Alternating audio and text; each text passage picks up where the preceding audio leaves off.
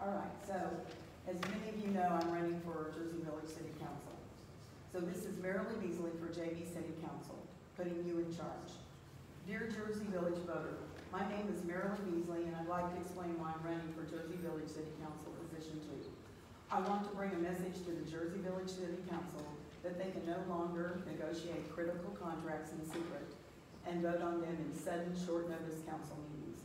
I'd like Jersey Village to stop subsidizing losing ventures with taxpayer funds and buying properties with city general obligation bonds.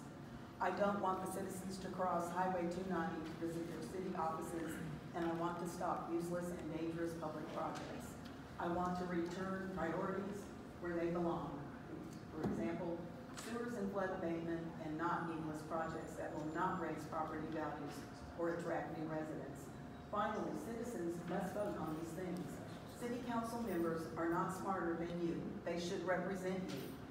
Their job, my new job, is to find out what you need before they buy it. If they plan something big, they need to take it to you first, not hide in executive session and dump it for a vote in its first public display.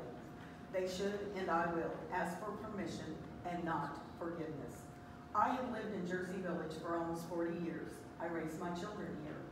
I worked or been involved in many fields: corporate, healthcare, education, and real estate investing. In all of those fields, I never forgot who the customer was. In JV City Council work, the customer is you. My Jersey Village friends and neighbors who asked me to run share my grave concerns about the current attitude of the JV City Council. Did they ask you if you preferred a golf course and a convention center over a flood retention pond?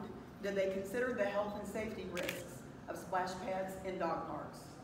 Now, how could shocking fiscal realities force them to reschedule fixing our streets and sewers? My surprise is their surprise. As citizens warned them for years that these problems were coming, they weren't listening. I will. I'm Merrilee Beazley. I'm a nurse. I have an education master's. I have an MBA. I'm a candidate, and at the bottom it says vote in person and check if your mail-in ballot has already voted, because last year I investigated the election and it turned out three people had mail-in ballots and they never applied, and one of them is my neighbor, and he went up to vote and he could not. All right, so you see my card. Now, because we've had some issues last year, I recommend that we consider getting a camera and putting it on. We can't put it on the ballot box, I've already checked, but we could put it on where the ballot box is stored throughout the election. And that would help with the problems with, perhaps we have a strange situation with an old-fashioned ballot box that has a large slit in it. I don't know why we don't do electronic voting. I think it's very odd. But that box provides a problem. You need to address council so we can get your comments. Okay, well anyway, I think that old-fashioned ballot box with the very large slit is a problem.